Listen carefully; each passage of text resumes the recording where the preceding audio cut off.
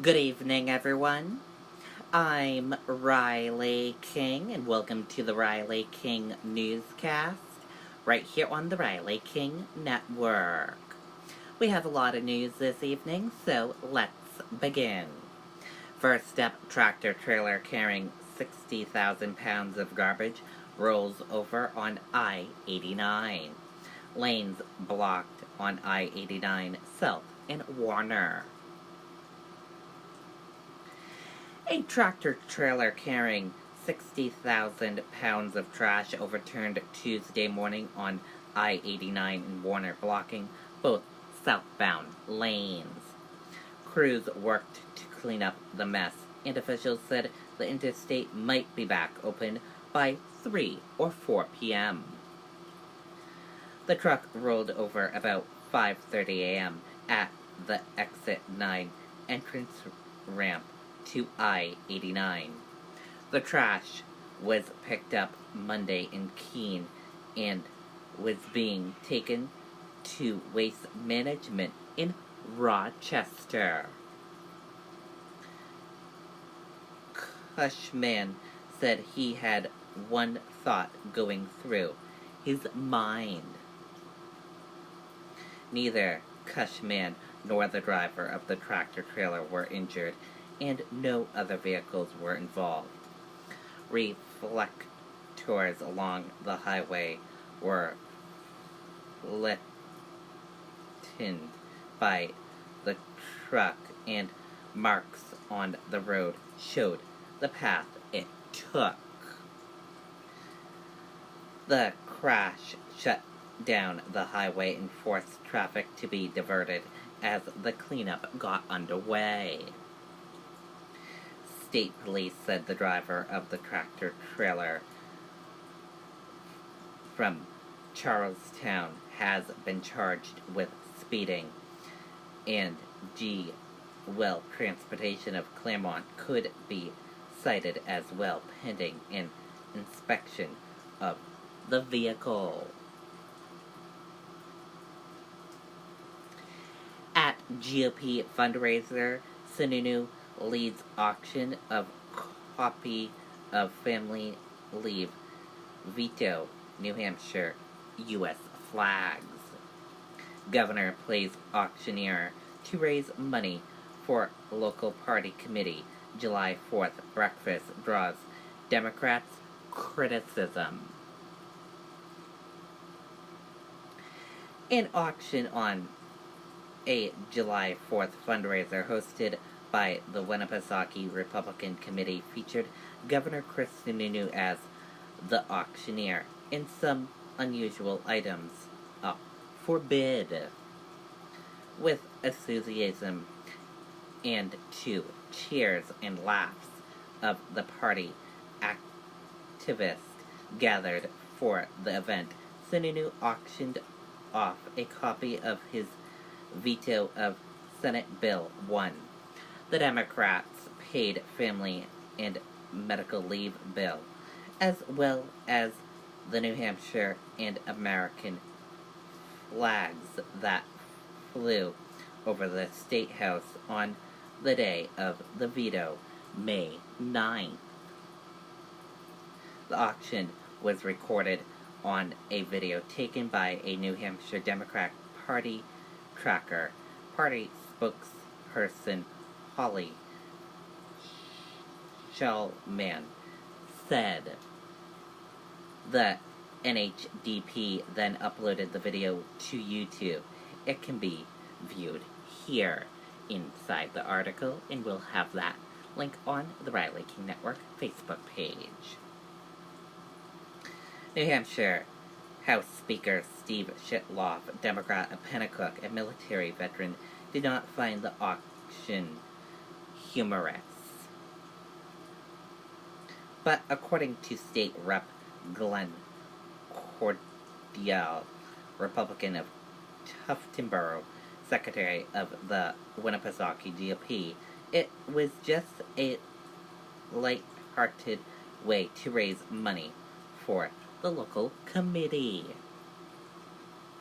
Sununu added, "If I auctioned off every bad piece of legislation passed by the Democrats, it could triple the state's rainy day fund. And I'm also available for bingo nights.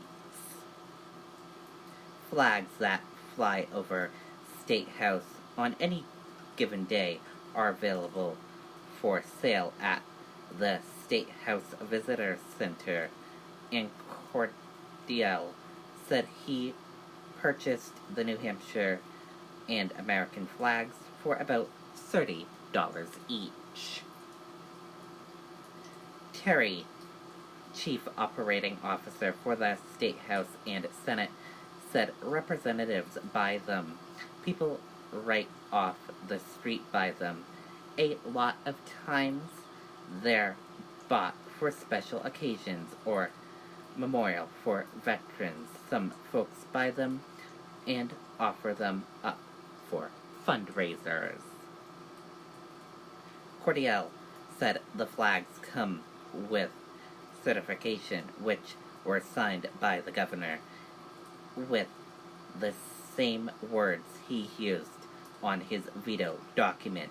Veto, no income tax, not now, not ever, in red ink. A screenshot of his veto posted on Twitter on May 9th received 151 retweets and 429 likes.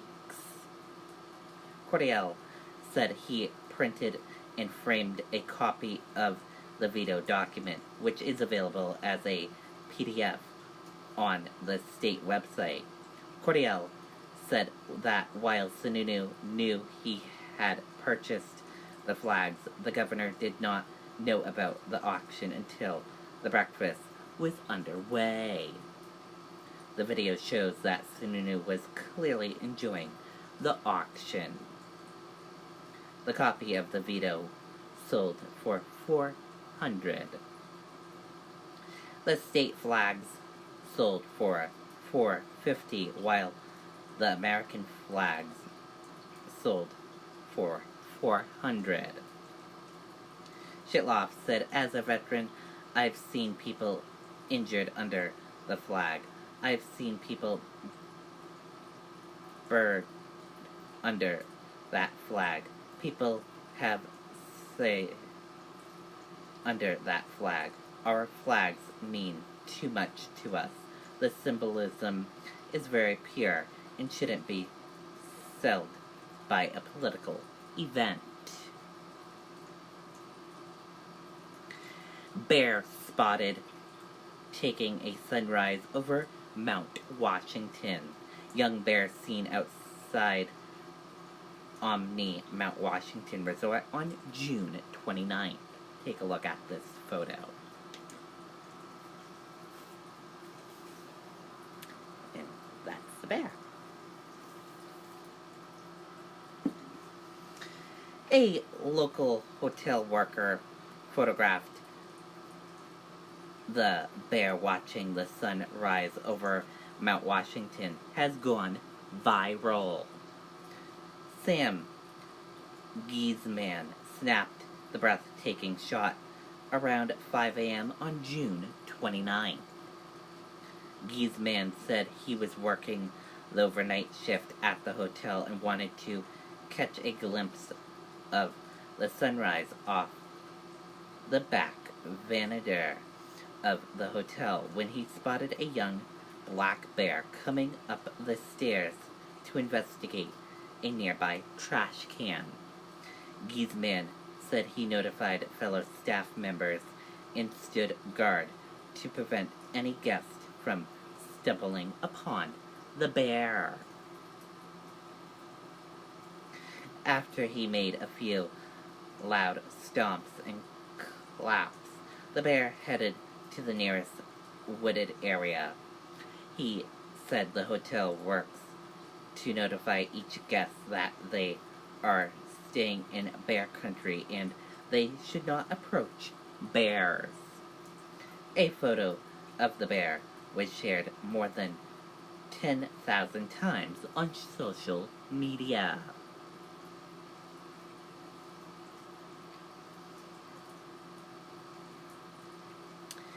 Well, let's take a look at your U.S. stock market and see how your U.S. stock market closed for this Tuesday evening.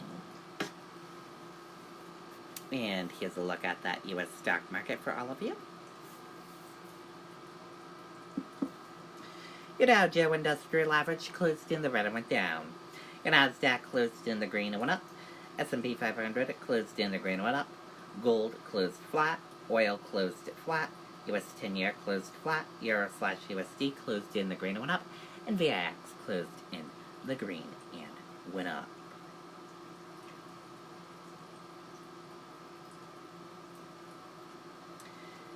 Dow posted 3-day slide as Wall Street awaits Powell testimony.